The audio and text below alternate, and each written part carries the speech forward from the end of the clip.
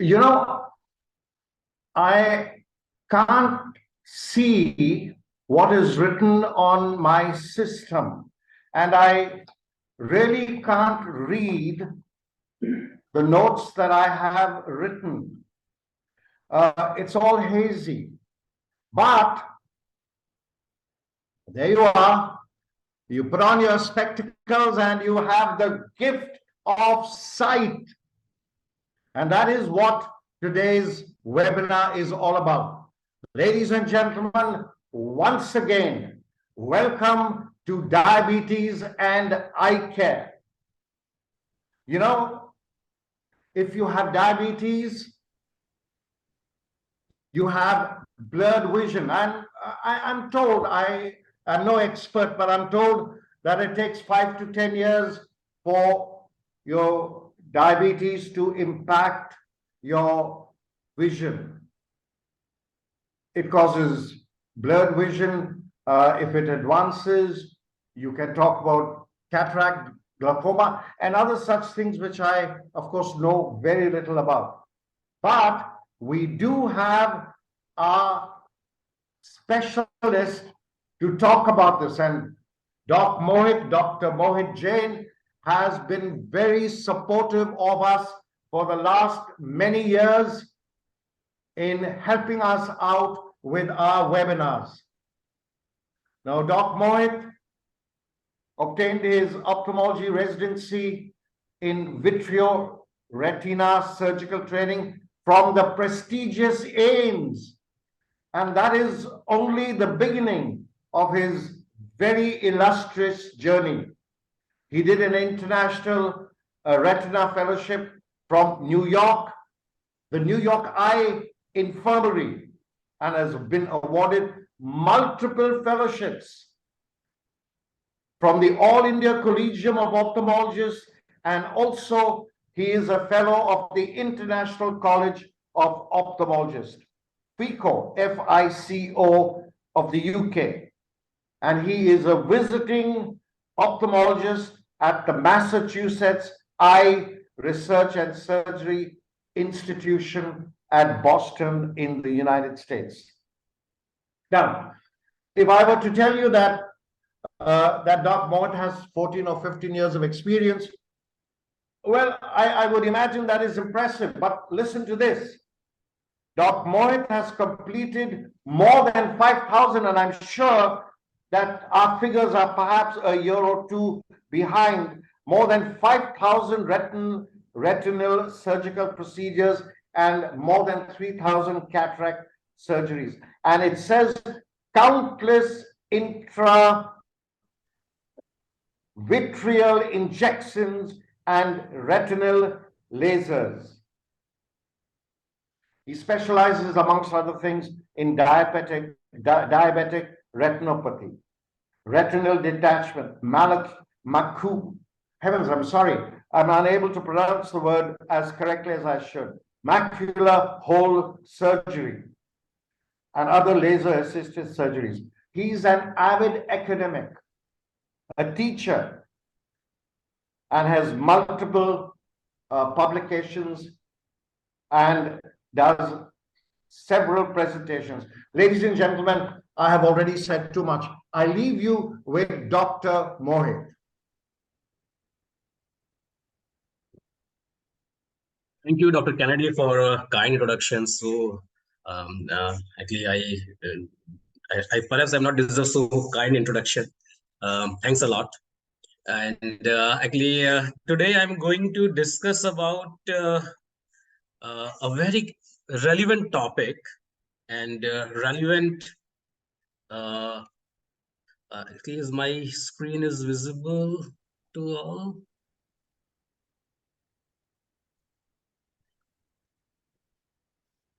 Just a moment, just give me a second.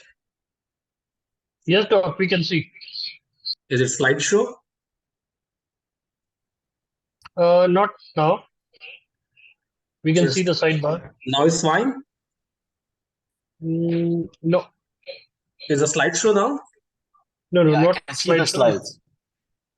You can see, but we can see the slides of the PowerPoint. Yeah, now this is the first page. Is a slideshow like?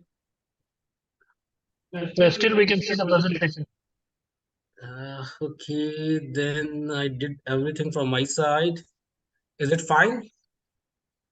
I think you have to change your view. The screen sharing, you are sharing a window or screen? I'm sharing the screen sharing. Screen sharing, then it No, should be there. you sharing the screen and the PowerPoint, right? Yes. Is Yeah, it yeah, RAK Hospital logo there. so? Just is it there full screen or? No, No, it's it's not not full full screen. screen. If you want You to go can to what do one thing. I can Click log out on and view. mouse down. No, click on view. Click on view. You can hide the sidebars. view and then Hide the sidebars. You don't have an option. Okay, no problem. You just drag this slide. that's fine. That's when I'll do it. Yeah. I will do it. Is it fine? Manageable? Yeah, it's okay. If you Okay. want to go slide it, then it will become big. If it is fine for you, that is okay. Okay, so without further news, we'll start today. So today I'm going to discuss about a very relevant topic. Relevant in the sense that it is affecting each and every one of us. We don't know whether we will get diabetes in our lifetime. And matter of fact, many of us are still having diabetes, but we are not aware of it. Take my words. And we means all the working adults. So by WHO definition, it includes around 20 to 65 years of age. And my primarily focus is on the age group who lies between 30 to 50. These are active young adults who are in a denial mode. Denial mode means they feel that they are pretty healthy, pretty active. They do all their activities and they are pretty good. Maybe they have a diabetes, but it is under control. And they will not got any serious illnesses because of the diabetes like vision loss. Because this happens as per their perception to the elderly and more sick patients. So what happens, there is a large group of patients who don't have a diabetes or they are pre-diabetic or they have diabetes, but they are not able to accept the fact that they are risk for eye disease.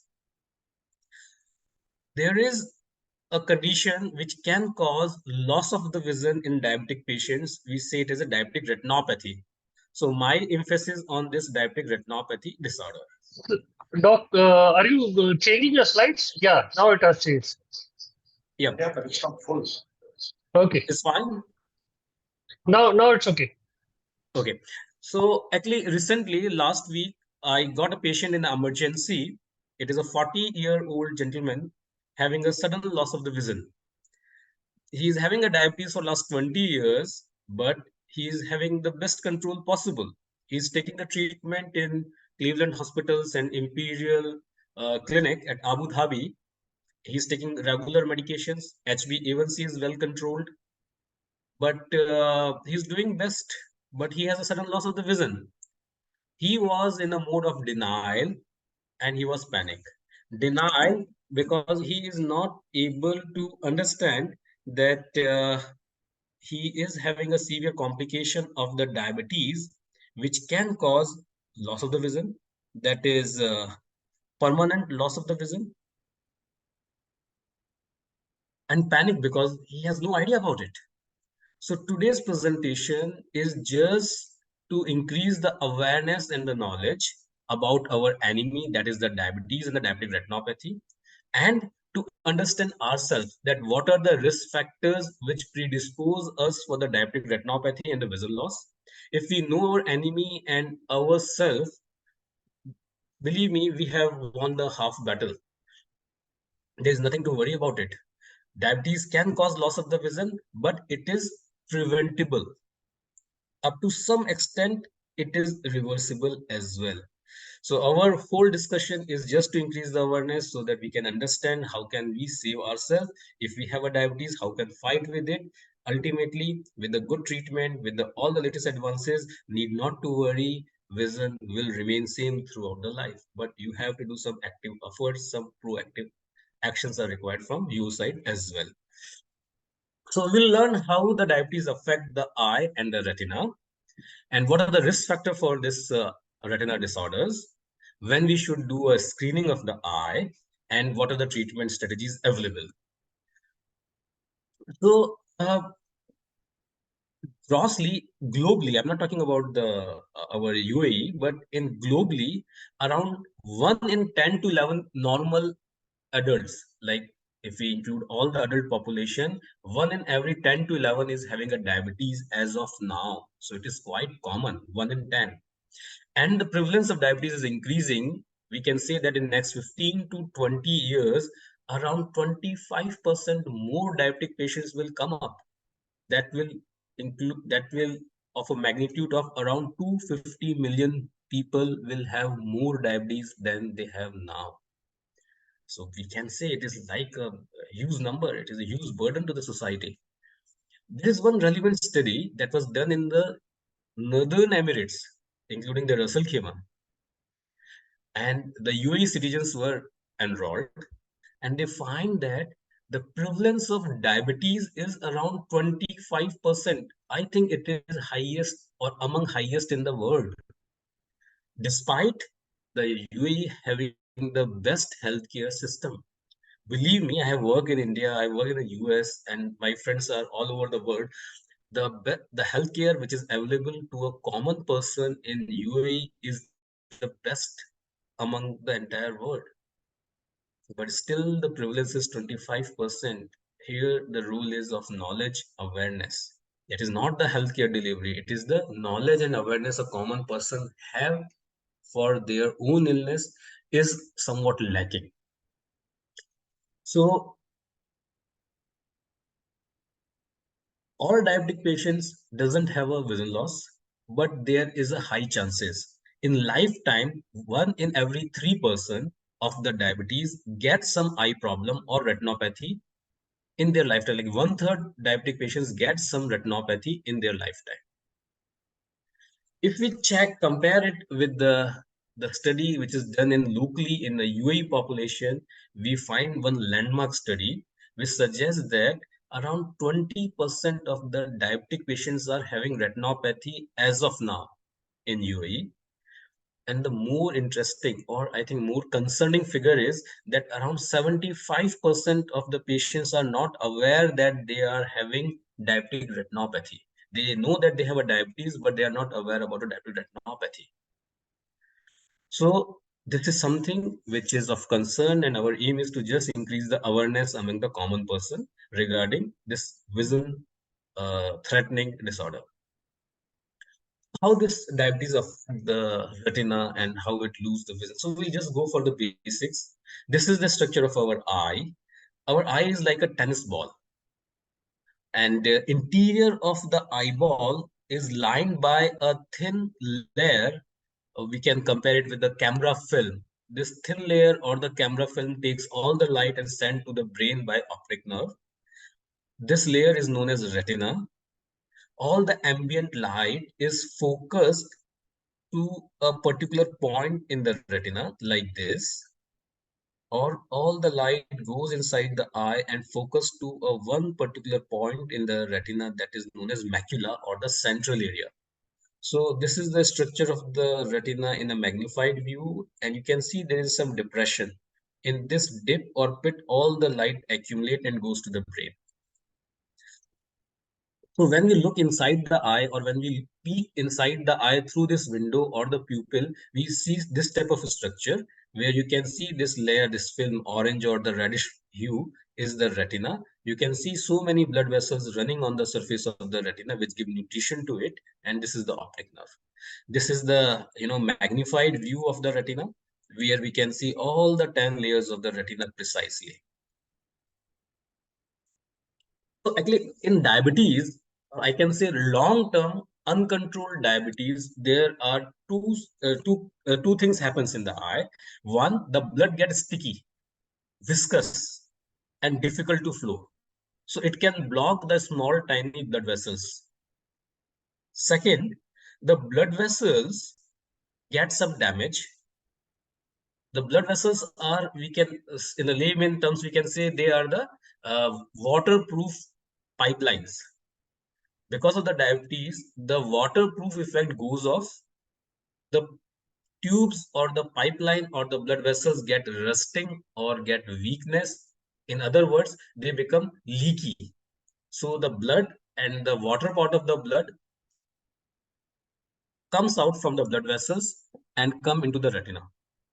So there are two things happening. One, the blood is not flowing properly in the blood vessels. And second, the blood vessels are leaky because of the diabetes. They are no waterproof now.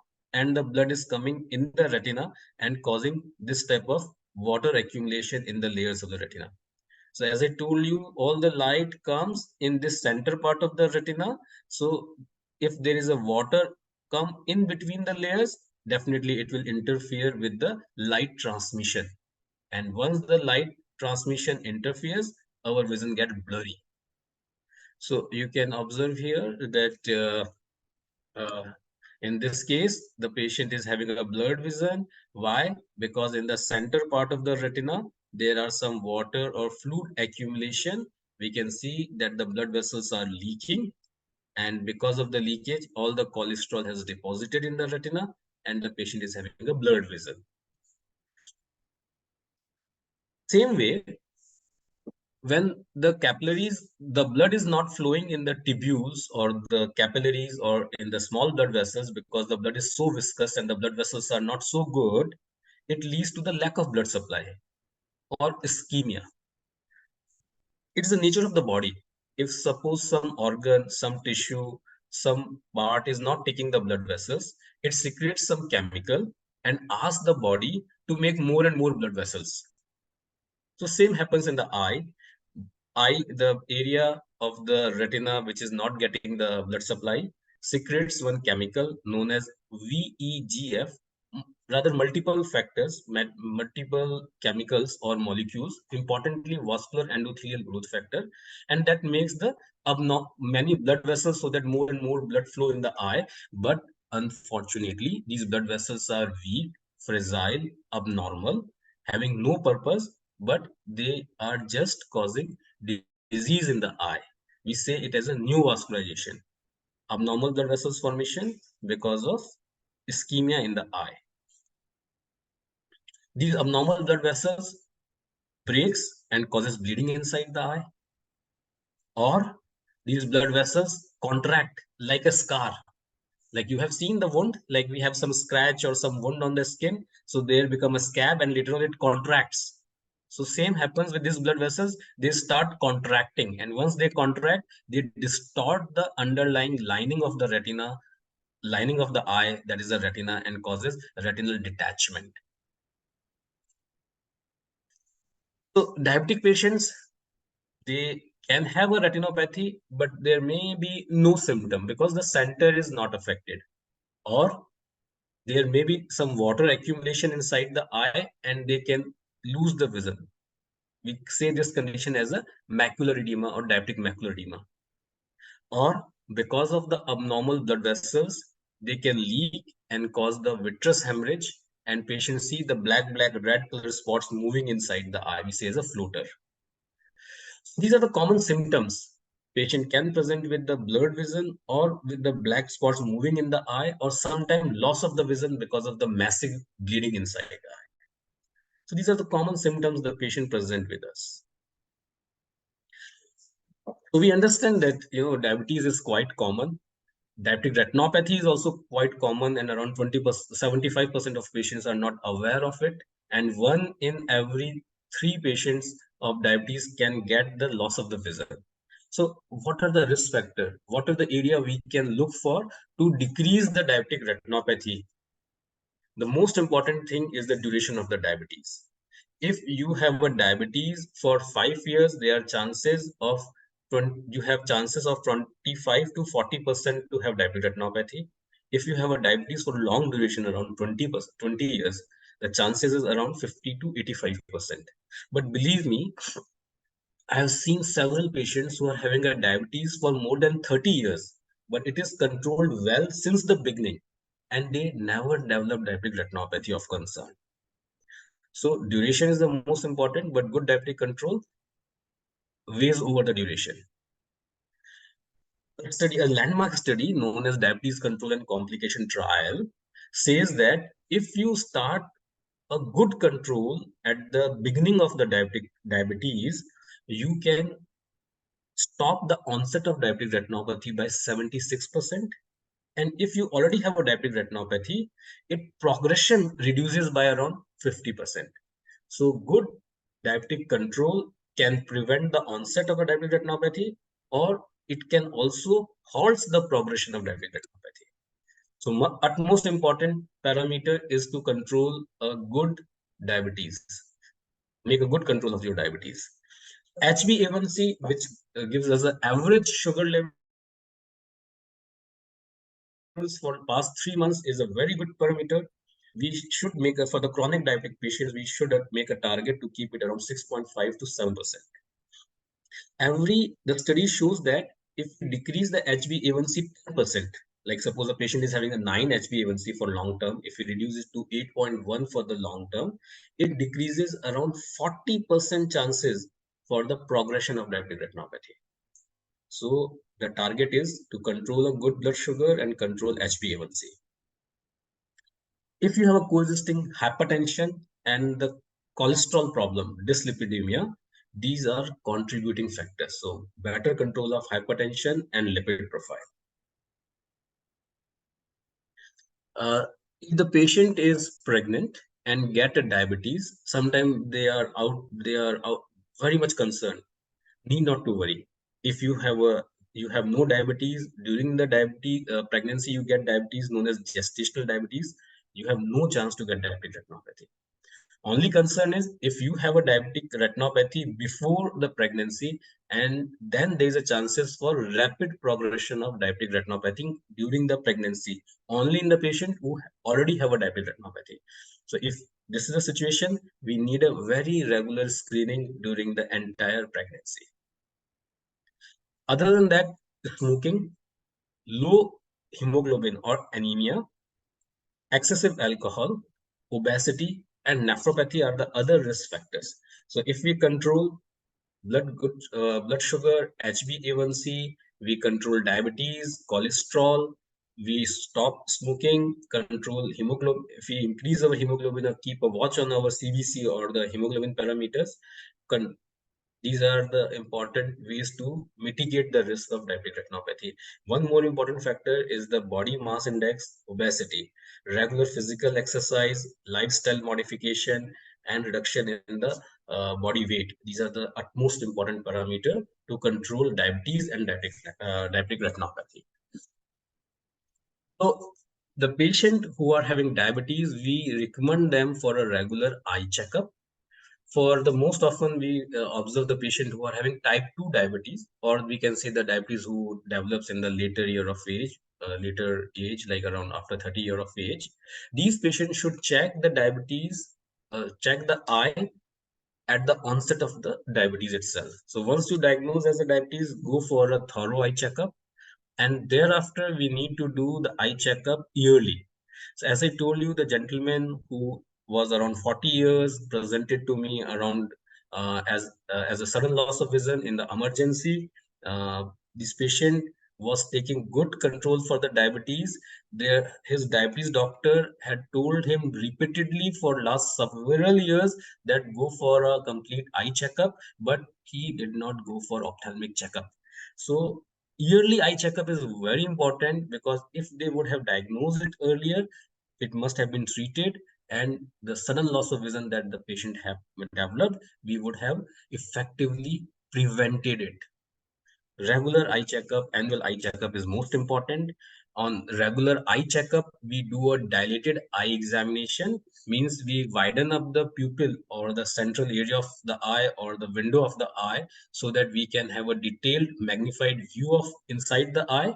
And when we look inside, we look for certain the features inside the eye. We generally look for, like, this is the picture we see in the dilated eye, and we look for the retinal hemorrhages, or this white area is the retinal swelling, this white area is the cholesterol deposition. So we look for the severity and the extent of the damage which is caused by the diabetes, which reflect as a small tiny red dots like a microaneurysm, retinal hemorrhages, cholesterol in the retina, or the retina swelling. So we divide this stage in mild, moderate, severe according to the extent of these lesions, and we classify this disease as a non-proliferative diabetic retinopathy. But in certain situations, in certain conditions, we find some abnormal blood vessels in the retina. These are the advanced conditions where there is a lack of the blood flow inside the eye, and which is causing ischemia. And as of response, there are abnormal tiny bunch of blood vessels in the retina. This situation we say as a proliferative diabetic retinopathy, and this is an advanced stage, and it can be associated with the vitreous hemorrhage or contraction of this scar causing distortion of the retina or retinal detachment. So we do a treatment based on the severity of the condition. So if the patient is having a condition like this where there is some retinal hemorrhages, edema, and white spots, but there is no neovascularization and the vision is good, we generally do no eye treatment. We don't treat the eye. We ask for the systemic control and mitigate the risk factors for the diabetic retinopathy.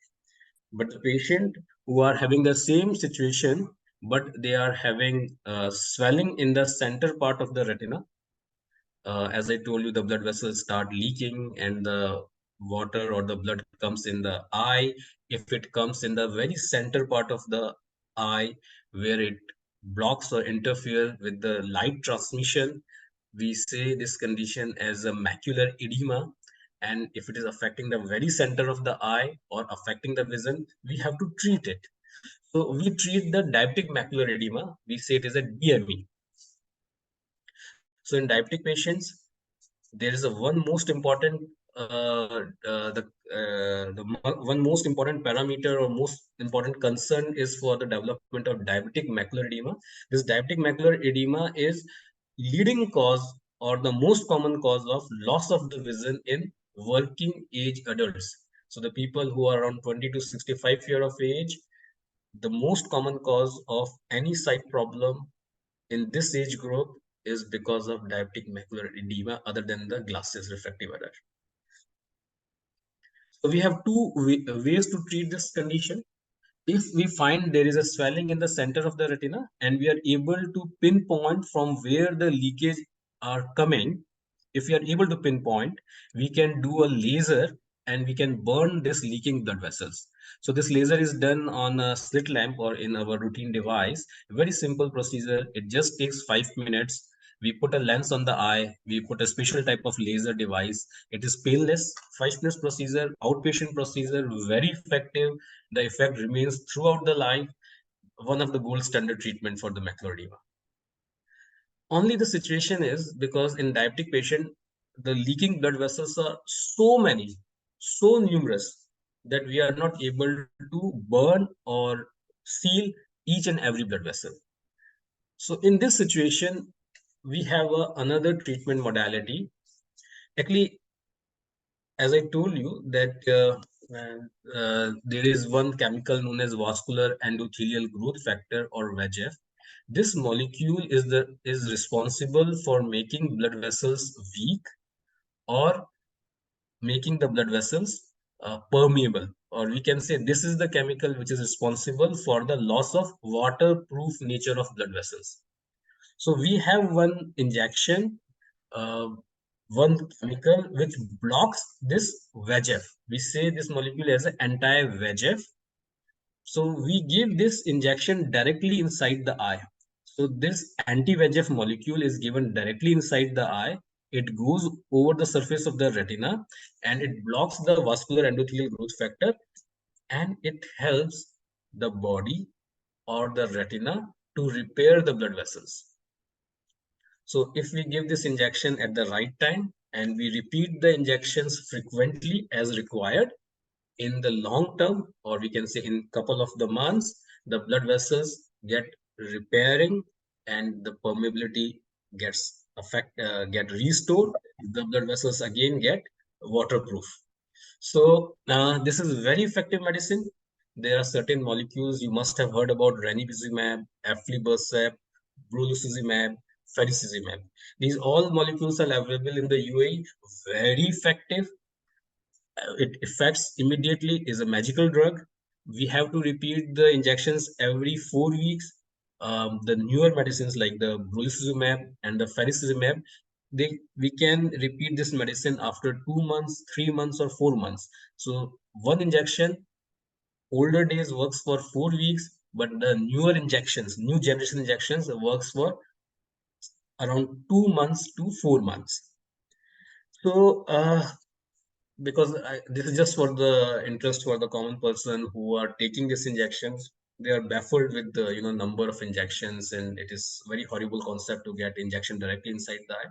So this is one landmark study that shows that the patient who are having a very less vision, after giving the injection, he starts seeing better. On the vision chart, he was able to see more 9 letters. 9-letter improvement is a significant improvement in the vision. So in the first year, patient received 9 injections, and second year, the number of the injections reduced to 3. Third year, 2. Fourth year, 1. And fifth year, no injection. So patient was under the monitoring for 5 years. He had a very severe diabetic macular edema at the beginning. We gave a prompt treatment, though there was a multiple injection in the beginning, but as the time passes, the requirement for injections reduced. At end of the 4 and 5 year, there was no need for any injection at all. In general, it is a result of the study.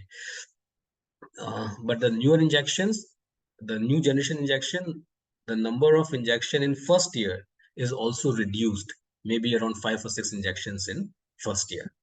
So I'm trying to say that if you have a diabetic macular edema, we have a very effective treatment, whether it is a laser or injections. They are very effective. They can restore the vision and they can maintain your vision throughout the life. See, the problem comes when the new blood vessels comes in and they start leakage, causes vitreous hemorrhage, or they can cause contraction. But if we timely detect these new blood vessels, we can regress them completely. So there is a type of laser, we say it as a PRP, pan-retinal photocoagulation. This laser is done in the peripheral part of the retina or the non-seeing area of the retina. Actually, we see from the center area of the retina only. This laser is done in the peripheral area. The laser causes some biochemical changes inside the eye, and as a result, the blood vessels which are abnormal and the leaky and fragile, they regresses and disappears. So around 50% cases, it can completely regress the blood vessels and prevents the complications of vitreous hemorrhage and traction retinal detachment. So our patient who came in the emergency with sudden loss of the vision, if he would have taken a regular eye checkup and we have picked the abnormal blood vessels timely, we would have done the laser and we would have prevented this complication for the lifetime. So regular screening and appropriate intervention in terms of the injections or the laser can prevent irreversible blindness because of the diabetes. This laser is done in 3 sittings. Every sitting is done in the OPD. Takes around 10-15 minutes for the each eye. And after 3 sittings of the laser, generally patients are disease-free for the long duration of time. Effect of the laser is permanent. It remains throughout the life. But in some patients where there is a hemorrhage already, or there is a contraction which is distorting the retina and causing retinal detachment, we have to do an operation. So these days the technology has advanced so much that we enter in the eye with just this tiny needle. You can see this is the scale. This is a tiny needle. It is around 25 gauge. very small, tiny needle. We just make 3 entries in the eye and we remove all the blood, all the traction, all the contraction, and we do the laser, we give the injection, make the retina in its own position, and we treat the disease. So older days, this was very complicated surgery, but with the advancement, the surgery is getting much and much easier. So this was one my patient who had, you see there is a vitreous hemorrhage. There is so much of the contraction, and I did the surgery. Actually, video is not working here on this format. So I did the surgery, and you can see after the surgery, retina get flat. All the vitreous hemorrhage has been resolved. All the blood vessels are visible, and we have done all the laser around, and patient regained a very good vision. So up to here, I want to say that the diabetes can cause loss of the vision, but if we just do a regular checkup and we control the risk factors, we can control it very well. We have treatment options, very advanced options for each and every stage of the diabetic retinopathy. So I'll show you one this case. So this lady had a both eye diabetic retinopathy. You can see there was some hemorrhage also. So we did the laser, but patient did not complete all the 3 sittings of the laser. Only we did the 1 sitting, and you can see still there are some blood vessels remaining here. But patient was lost in the follow-up. She didn't come for the treatment, and she come later on with the complications. You can see the blood, so much of the vitreous hemorrhage, so much of the vitreous hemorrhage. So if you have to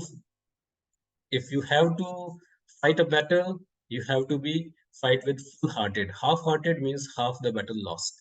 So if you this is the one key point, because diabetic patients need a lifelong care, and it is very cumbersome, and it needs a patience, and patients generally lose the patience. That's what I'm saying. If you diagnose, you have to take a treatment, proper treatment, timely treatment, long-term treatment. Then we can easily mitigate the vision loss problem. I'll show you another example. So actually, it is not having a full screen, so I'm not able to show you clearly. But you can see that this patient is having a diabetic retinopathy, and with over the period of time, the number of red spot and the white spots increased. And later on, this increased to extent that the new vessels comes in and patient get the vitreous hemorrhage. So from January 17 till April 18, like 1.5 years, roughly, patient started to getting development of new vascularization and the hemorrhage inside the eye. So patient, actually, I asked him for the treatment, regular follow-up, but he was of less concern. He's again a 45-year-old gentleman. He feel that he is fit and is over treatment. He was also in a denial mode. But once at this stage, he started seeing black and red clear spots moving in the eye and vision get compromised. He understood. And the good thing, he understood, and still since 2018, he is coming for the treatment for me regularly. So after lasers and the injection, you can see all the blood resolved. The blood vessels also get fibrosed, and now it is a 22 condition. Everything is resolved. There is no red color spot, and there is minimum white color spot. There is a scar, but there is no contraction or the retinal detachment. We say it is a regression of the diabetic retinopathy.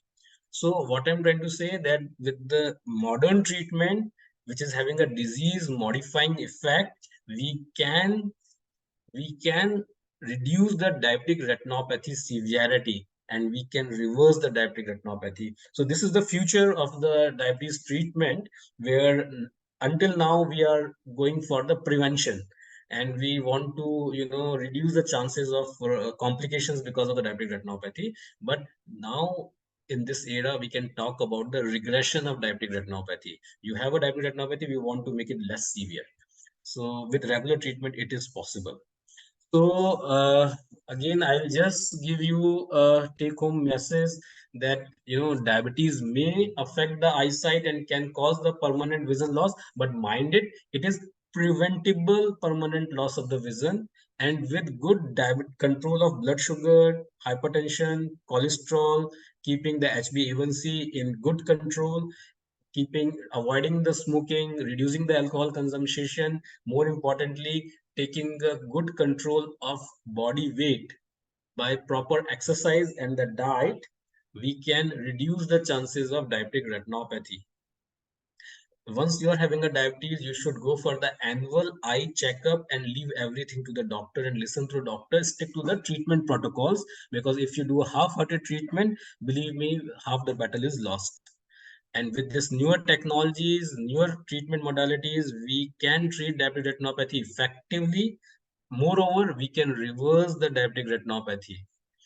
So when with the regular eye checkup, now we are just looking for the diabetic retinopathy, but we can get much more information. So Google is working on this. They are making AI-based deep learning algorithms, so that by seeing the fundus, seeing the retina, we can observe the blood vessels, how the blood is flowing. We can get the other information about the body, like risk for the stroke, risk for the cardiac events, risk for the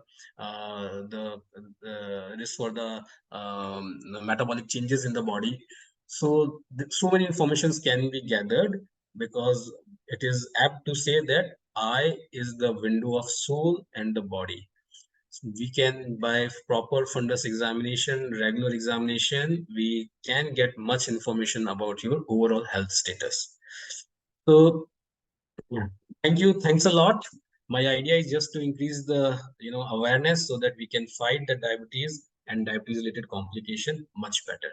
Thank you everyone for the kind listening, and I would love to answer any questions raised. Thank you everyone. Dr. Mohit, thank you. Thank you. Welcome, sir. Welcome. Your final slide, your final 1 or 2 slides were very revealing, and they were the compilation of your total presentation. I was particularly delighted with your with the Google app, with the Google product that you spoke about, and you mentioned that the eye is the window of the soul, and we certainly know that. But you also mentioned that the eye could be the window to the body, and through the eye you're able to predict, or you're able to ascertain cardiovascular risk and other such things. That is indeed very, very advanced. It's a futuristic thought, but I'm happy that you endorsed that thought. I was wondering about this Google product. I'm also delighted with the fact that you mentioned that loss of eye vision and because of diabetes, etc., it could all be reversed with appropriate treatment, and you supported your entire webinar with so many delightful cases of success that you've had. Thank you so much, Dr. Mohit. I now leave Dr. Wilku to offer you the many questions that I'm sure that have cropped up during this session. Dr. Wilku, sir.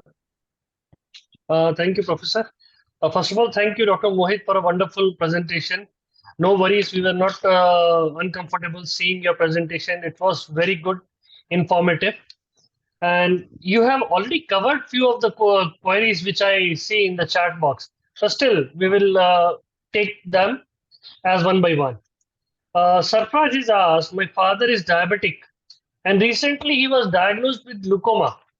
Will it affect his vision? See, actually, diabetic patients are more prone for glaucoma and damage associated with the glaucoma than a normal population. But these things are more theoretical. So we see, actually, glaucoma, diabetes is common 1 in 10%, and glaucoma is somewhere common in 1 in 100 to 1,000 population. So these two things are coexisting in many of the patients. So theoretically, it says that the diabetic patients are more prone and having a more damage to the glaucoma. But practically, if you have diabetes but better control, need not to worry about it. Actually, in glaucoma, the nerve is compromised. In diabetes, blood vessels are compromised, and compromised blood vessels are not able to give proper nutrition to the optic nerve. So there is a relation, but because the patient are generally panic when they read about two big problems, diabetes and the glaucoma, but no worries, it is quite often associated and they have no one-to-one relation, doesn't cause acute damage. There is a slight association, but with proper control of diabetes and proper glaucoma medication, it doesn't it doesn't make any dramatic effects. Yeah, true. Like you said, prevention is always better than cure. You have mentioned about one example for a patient who landed in the emergency with loss of vision and complications. So, true. If you have diabetes, you must be going through all parameters to be checked, especially the eyes, which are, like you said, the window for our soul. Second question, Rima has asked, I am diabetic. You have covered this, and she has asked the question. I suffer from visual disturbance after COVID, like floaters and sparks when I move my head sideways. Is it serious? See, actually, the patient who are having diabetes and having, so as I told, so common diabetes and so many patients get the COVID. So don't correlate these two things. Second thing, the floaters are there. That is sometimes since early childhood or it develops in the early adulthood. It is not related with any of the eye condition. It is just, we can say, the wrinkle of the water of the eye. Our eye is filled with some protein, some gel, and it gets some biochemical changes with the age. So that leads to the floaters. And so these, I don't think that COVID, floaters, and sparking in the eye is related with the diabetes. Need not to worry. But as you have to go for the annual checkup, and if there's a sudden change, mind my word, if there's a sudden change in the appearance of the floater or the sparks or the flashes, immediately go to your doctor. It may not related with the diabetes, but may be related with other retinal disorders like myopia or vitreous degeneration or the posterior vitreous detachment. So don't correlate it with the diabetes. It correlated with the other eye health issues. Do a proper checkup if there is a sudden change in the appearance and character of the symptoms. True. And if you are diabetic, you should go for eye check in once Annual in a year. checkup, yes, don't miss that. Annual checkup. That should be done properly. Okay. One question is there. Yeah. Satish has asked, I'm 42, diabetic, have blood pressure. My glucose levels are good, but blood BP fluctuates. Am I at risk of retina problem? Yes, actually, the patient who are having diabetes, the biggest co-founding factor for retinopathy is the blood pressure. So blood pressure should be maintained. And actually, in my day-to-day practice, I see so many patients of the diabetes are having hypertension. But since he is 42 years, so I just want to add one point that no need to panic about. There is no medicine, no way in the life that you can make your blood pressure strictly 120 by 80 throughout the day, throughout the year. It's not possible practically. There may be some fluctuations, but these fluctuations should not be out of proportion, not often. It should be well controlled. There may be some fluctuations that is acceptable, but don't miss your medicines. Take proper treatment for the blood pressure. It can affect the progression of diabetic retinopathy. So without any panic, take the proper medications, discuss with your physician. If the fluctuation is in the limit, need not to worry at all. But don't overlook it. It is one of the most important aspect to take care of. Sure. Another question is very interesting. Like you mentioned about if the patient is being told that you have some problem and patient become reluctant, not taking care of the eyes and may land up into a serious problem. Like Gautam has asked, my father is 50 years. He is diagnosed as retinal detachment with proliferative retinopathy and was suggested for laser surgery. You was talking about laser surgery and he has asked the same question. Is laser treatment safe? Yes, so actually, if a patient is having a diabetes, Okay, and whether it is a diabetic macular edema or he's having a vitreous hemorrhage or having a retinal detachment, the laser is the safest procedure to have. Laser, when we do for the diabetes purpose, it is having a lifelong effect. The effect is permanent. It controls the disease to an extent that no other medicine can control. It is the safest procedure, very effective and very simple. It is done in the OPD without any anesthesia, outpatient 15 to 20-minute procedure. So without any hesitation, if it is recommended by a physician, go for the laser. Yeah, true. Uh, 1 second. There was one question. I think that has been removed. Okay. I would like to. I have covered all the questions in this. I would like to add one more question. Your session was wonderful, informative, and you have shown up a few cases so that people understand. And that may be the reason why people are curious about asking these type of questions, which are related to your topics, what you said. My simple question is, as a general rule, what 3 tips you will suggest for eye care? Yes. So actually, I'll give with this podium, I'll give the tips. One tip for everyone, whether they are having diabetes or not. That is that diabetes is our well-known enemy, but the other enemy is the digital screen. Yeah. We are talking about the adult, working adults. They spend most of their life in front of the screen, and that screen causes eye tiredness, eye stress, and dryness. So do a proper eye checkup. If there is a need for the glasses, get it done. There are some protective glasses, especially for the digital screen. Get a proper digital screens to protect the strain caused by the computer devices. Second tip, because our session is about the working adults, like, who are prone for the diabetes, that near the age of 40 years, there are certain changes happens to everyone. One is we need a glasses for the reading. Second, there are chances for development of glaucoma.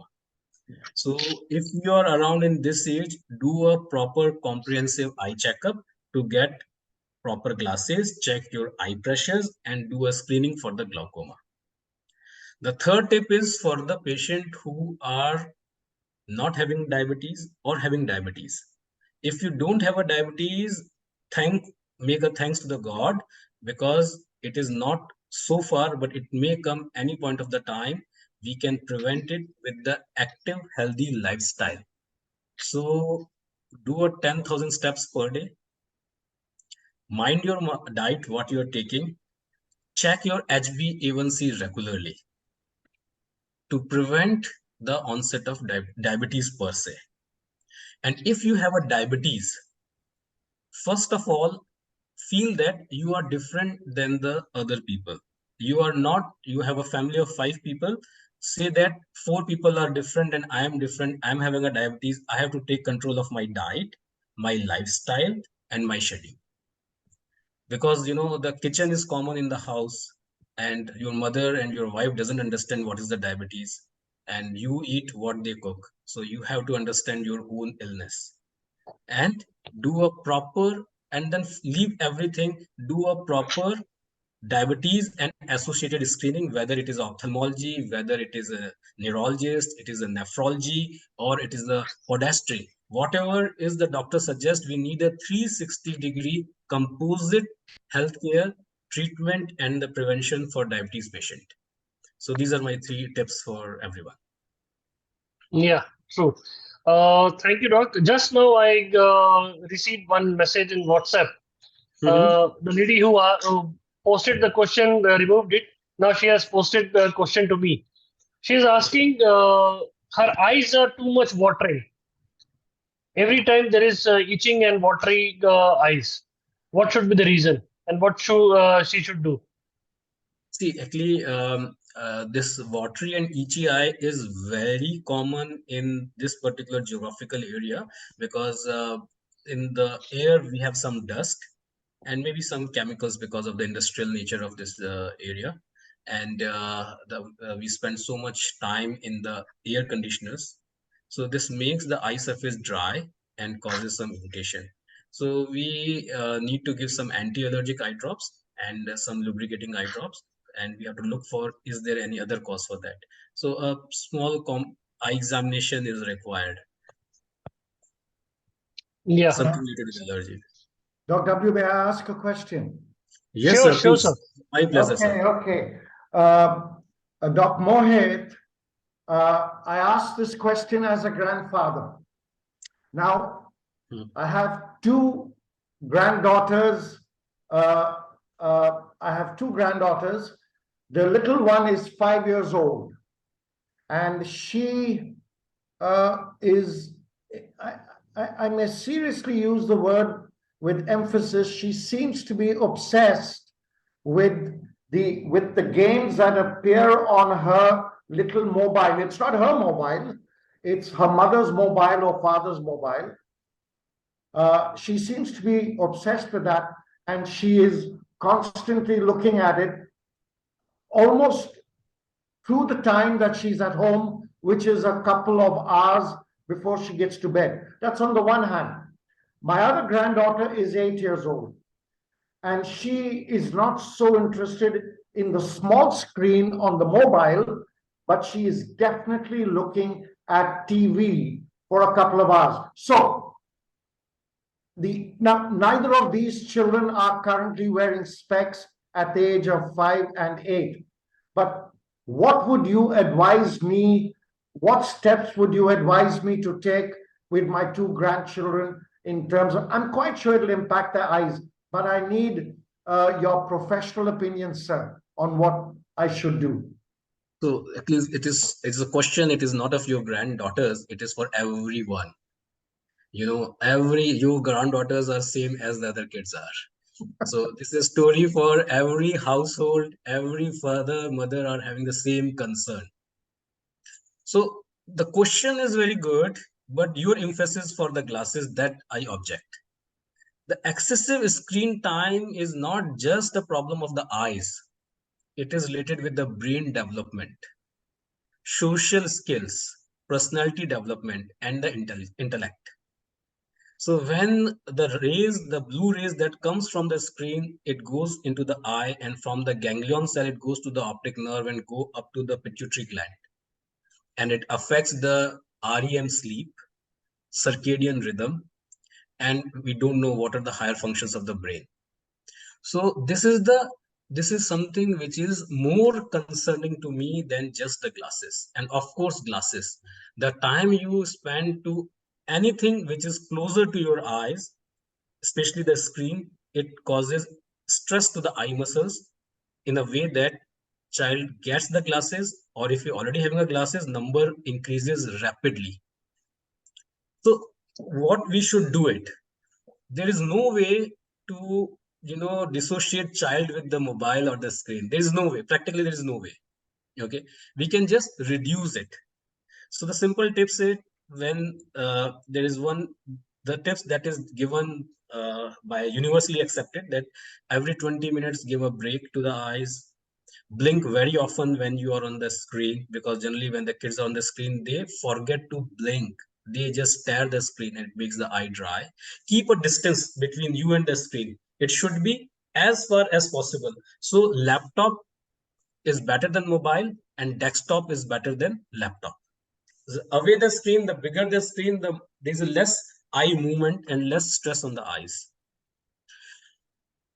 Apart than that, the American Academy of the Pediatric Ophthalmology and American Academy of Ophthalmology made some guidelines. They suggest that under the 2 year of age, there should not be any screen time, and over 2 years, it should be 1 year, and over 5 years, it should not be more than 2 hours in a day. Thirdly, screen before they go to the bed, 2 hours before the bed, there should not be any screen at all. The kids should spend more and more time in the daylight. So like I'm giving the presentation, but my window is open and you can see how bright the daylight is coming. So ask them to do their work, whether it is playing, mobile work, reading, whatever is, do close to the window with better daylight. Daylight is good for the eye and the brain development. More importantly, the time they spend outdoor, like suppose you are not working on the mobile and computer, but you in a tiny room, maybe around 10 by 10 feet room, small room. So your eyes are not able to see the surrounding world. Somewhere they are contracting because whatever they are seeing is the near object. So the whatever time you spend outside, outdoor activities, it is good for the eye development. So increase the time for the outdoor activities.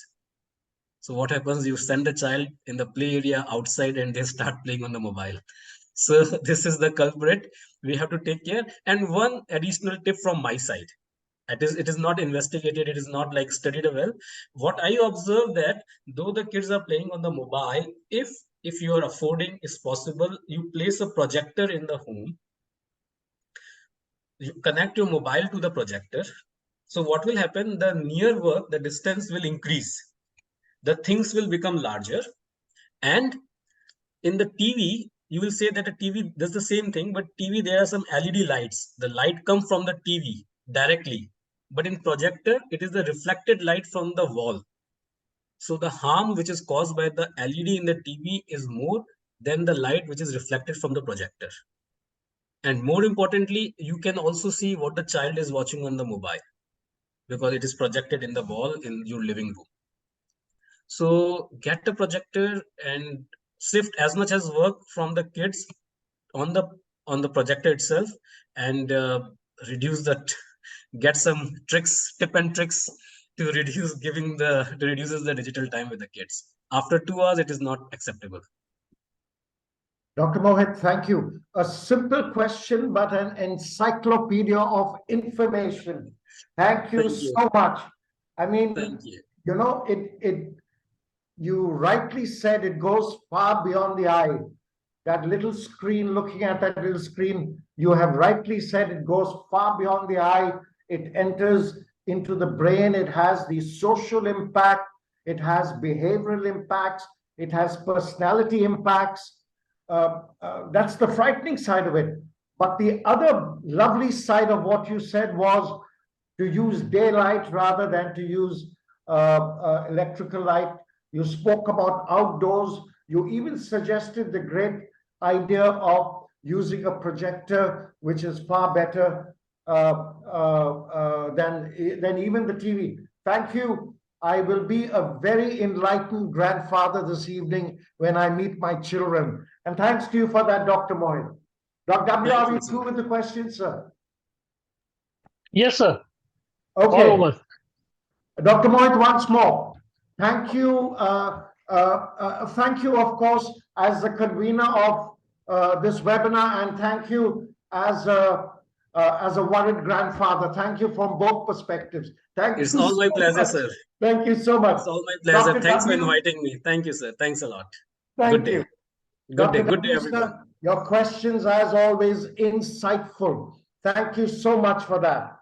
Our dear participants, you come every week to listen to our webinars. We are deeply grateful for your attendance. And the team behind this RAK Hospital, Arabian Wellness, we are grateful to you. I'm sure we have another webinar coming up next week. Do we have any details? Oh, here it is, right here on the screen. Now, if I take my specs off, I can't read it. So I will put my specs on. Thanks to the great advances in ophthalmology, I'm able to read diabetes and foot care. This is on the 27th of October, same time, same place. With that, ladies and gentlemen, good day and thank you. Thank you.